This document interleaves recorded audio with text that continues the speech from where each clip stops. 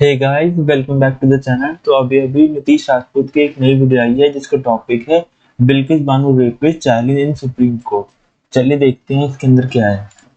ऐसा क्या रीजन है कि 15 अगस्त को इन 11 क्रिमिनल्स को फ्री कर दिया गया। जब ये लोग गांव पहुंचते हैं तो इनका स्वागत फूल और मालाओं से होता है, मिठाइयां बांटी जाती है। गुजरात गवर्नमेंट से क्वेश्चन किया जाता है कि इतने सारे क्रिमिनल्स थे, उनमें से आपने क्या सोच के सिर्फ इनको माफी दी, क्योंकि गुजरात माफी नीति के हिसाब से 2 या फिर 2 से ज्यादा लोगों को मारने वालों को माफी नहीं मिल सकती, जबकि यहाँ पे 7-7 लोगों को मारा गया। इसमें क्लियरली मेंशन है कि रेप करने वालों को माफी नहीं मिल सकती। एफआईआर नंबर 59/2002 में जो टाइमिंग मेंशन करी थी सोम सिंह ने, उसकी डिटेल्स पुलिस जनरल डायरी से मैच ही नहीं हुई। जबकि इसी जून 2022 में हर एक स्टेट गवर्नमेंट को होम मिनिस्ट्री ने लेटर भेजा है कि इस बार किसी भी कीमत पे किसी भी रेपिस्ट को माफी नहीं मिलनी चाहिए। बिल्किस बानो का जो इंसिडेंट हुआ वो 2002 के गुजरात दंगों के टाइम में हुआ था। तो इस पर्टिकुलर टाइम पे इतनी बात क्यों हो रही है? और जब हमारे लोअर कोर्ट से लेकर सुप्रीम कोर्ट तक ने 11 के 11 क्रिमिनल्स को सजा सुना दी, तो ये 11 लोग 15 अगस्त को फ्री कैसे हो गए? तो इसको समझने के लिए हमें थोड़ा सा पीछे जाना होगा। बिल्किस बानो जो कि 5 मंथ प्रेग्नेंट थी, ये गुजरात के दाहोद डिस्ट्रिक्ट में अपने हस्बैंड और 3.5 साल की बच्ची के साथ रहती थी। लेकिन ये ईद सेलिब्रेशन के लिए 24 फरवरी 2002 को अपने फादर के घर, जो कि सिंगवान में है गुजरात के अंदर, वहां आई थी। अब इसके 3 दिन बाद 27 फरवरी 2002 को अयोध्या से कार सेवक साबरमती एक्सप्रेस ट्रेन से वापस आ रहे थे अहमदाबाद के लिए, और जिस कोच में ये लोग आ रहे थे, जो कि S6 था, उसमें आग लगा दी जाती है, जिसकी वजह से पूरे गुजरात में जगह जगह पे दंगे होते हैं। 27 फरवरी को गुजरात में इंसिडेंट होता है और उसके अगले दिन 28 फरवरी को गुजरात के अलग अलग इलाकों से दंगों की खबरें आने लगती हैं। सिंगवान गांव, जहां पे बिल्किस अपने फादर के यहां रुकी थी, वहां भी दंगे शुरू हो जाते हैं। अब उस पर्टिकुलर गांव में दंगे आउट ऑफ कंट्रोल हो रहे थे, तो लोगों ने यह किया कि 15-15 और 16-16 के ग्रुप बना के अलग अलग डायरेक्शन में भागने लगे ताकि पहचाने ना जा सके। बिल्किस बानो का भी पूरा परिवार 3 ग्रुप में डिवाइड होकर अलग अलग डायरेक्शन में भागता है, जिसमें बिल्किस बानो अलग ग्रुप में, इनके हस्बैंड और भाई अलग ग्रुप में भागते हैं। बिल्किस बानो जिस ग्रुप में भागी थी अपना गांव छोड़ के, उसमें 16 लोग थे, जिसमें से इनकी मदर और इनकी 3.5 साल की बेटी इनके साथ में थी। ये लोग भागकर एक दिन वहां के जो एक्स MLA हैं मिस्टर दामोर, इनके घर रुकते हैं। उसके बाद ये लोग एक आदिवासी एरिया में रुकते हैं, जहां पे ये वहां के ट्रेडिशनल स्टाइल के कपड़े पहन लेते हैं ताकि इनकी पहचान ना हो पाए। लेकिन 3 मार्च को 25 से 30 लोग 2 व्हाइट कलर की जीप में हथियारों के साथ वहां पहुंच जाते हैं। इन लोगों को बिल्किस ऑलरेडी जानती थी, और बल्कि नाम से पहचानती थी, क्योंकि ये बिल्किस के गांव के ही थे जहां पे वो बचपन से रहती थी। अब इनके ग्रुप में से बाकी लोग तो भाग जाते हैं, लेकिन बिल्किस प्रेग्नेंट थी, इनकी बेटी छोटी थी और इनकी मदर काफी एज थी उनकी, तो ये लोग नहीं भाग पाते हैं। ऐसे करके 7 लोग उस जगह पे फंस जाते हैं। इन 25 से 30 लोगों में 12 लोग ऐसे थे जिन्होंने बिल्किस बानो और उनकी मदर के साथ रेप किया।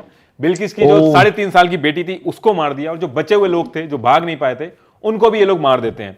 बिल्किस बानो को ये लोग समझते हैं कि ये मर गई हैं, लेकिन 3 से 4 घंटे बाद बिल्किस बानो को जब होश आता है तो उनकी जो पूरी फैमिली थी, उनकी डेड बॉडी उनके आसपास पड़ी थी। ये पूरी रात वहीं पे पेड़ की आड़ में छुपी रहती हैं, और अगले दिन उसी आदिवासी गांव में जहां ये पहले रुकी थी, वहीं की औरतों से कपड़े लेती हैं, और वहीं पे यूनिफॉर्म में एक आदमी दिखता है इनको, जो कि होमगार्ड होता है। उसको बिल्किस बानो पूरी कहानी बताती हैं। वो होमगार्ड इनको लिमखेड़ा पुलिस स्टेशन लेके जाता है। शुरू में पुलिस स्टेशन में FIR नहीं लिखी जाती और पुलिस आरोपियों को बचाने की कोशिश करती है। वहां पे जो पुलिस ऑफिसर था सोम सिंह, उसने बिल्किस की जो स्टोरी थी, जो बिल्किस ने बताई थी, उसको मॉडिफाई करके कंप्लेन लिखता है रिटर्न में।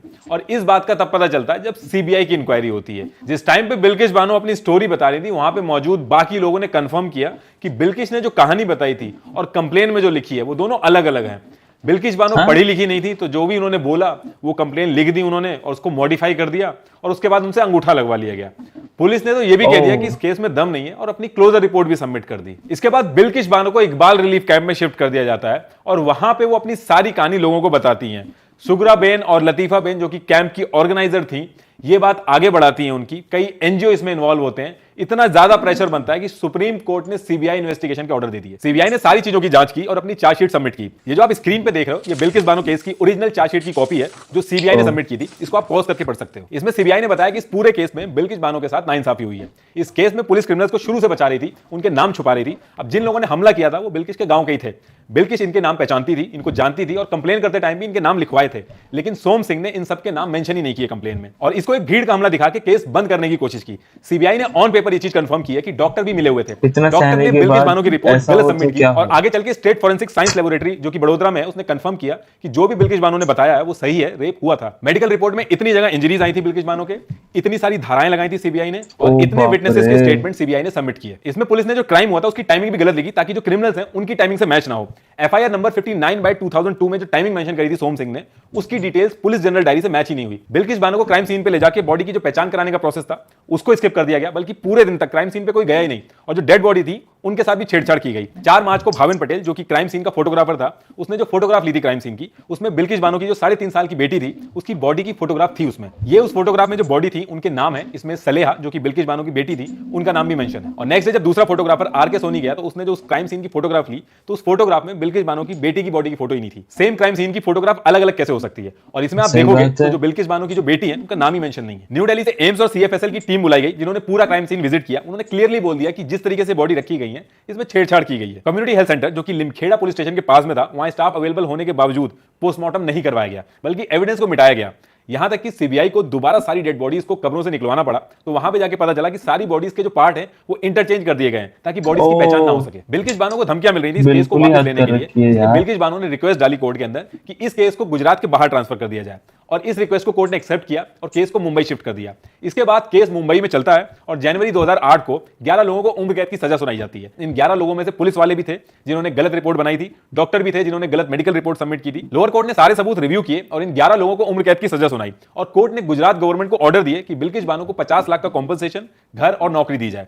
इसके बाद ये 11 लोग हाई कोर्ट चले जाते हैं, फिर वहां सारा केस रिव्यू होता है, सारे सबूत देखे जाते हैं और सेम उम्र कैद सुनाई जाती है। इसके बाद ये सुप्रीम कोर्ट गए, सुप्रीम कोर्ट में रिव्यू पिटीशन डाली, दोबारा से अपील की। कुल मिला के इंडिया के 3 कोर्ट, लोअर, हायर और सुप्रीम कोर्ट ने 5 बार इस केस की डिटेल्स, गवाह सबको वेरीफाई किया और उम्र कितना कैद की सजा परेशान को होता बरकरार है इंसान रखा। यार। इसका मतलब यह है कि किसी भी तरह से कोई डाउट नहीं है कि इन्होंने क्राइम नहीं किया है। ये पूरी तरह से कंफर्म हो चुका है कि क्राइम इन्होंने ही किया है और यही रीजन है कि ये 14 साल से उम्र कैद की सजा काट रहे थे। लेकिन अब बात यह है कि ऐसा क्या रीजन है कि 15 अगस्त को इन 11 क्रिमिनल्स को फ्री कर दिया गया। देखिए, आर्टिकल 72 और 161 के तहत प्रेसिडेंट ऑफ इंडिया और स्टेट के गवर्नर को यह राइट है कि वो कोर्ट की दी हुई सजा को माफ कर सकते हैं। लेकिन सही इस बात केस में है। इन्होंने माफी नहीं दी है, बल्कि गुजरात गवर्नमेंट ने माफी दी है, क्योंकि सीआरपीसी हैं, सेक्शन गुजरात 432 के गवर्नमेंट ने तहत दे स्टेट दी। गवर्नमेंट को भी ये राइट है कि वो सजा माफ कर सकती अच्छा है। है। जब भी किसी बड़े लीडर की कोई एनिवर्सरी हो, 26 जनवरी हो, 15 अगस्त जैसे मौके होते हैं तो कैदियों को रिहा किया जाता है। ऐसे ही गुजरात माफी नीति है जिसके तहत माफी दी जाती है। तो इन 11 आरोपी में से एक ने एप्लीकेशन डाली है कि 14 साल से हम लोग सजा काट रहे हैं, अब हमें माफी दे देनी चाहिए। तो इस रिक्वेस्ट को गुजरात गवर्नमेंट ने सुप्रीम कोर्ट के पास भेजा। तो पहले तो यही बहस हुई कि ये पूरा केस तो मुंबई में चल रहा है, तो गुजरात गवर्नमेंट का इसमें कोई रोल नहीं है।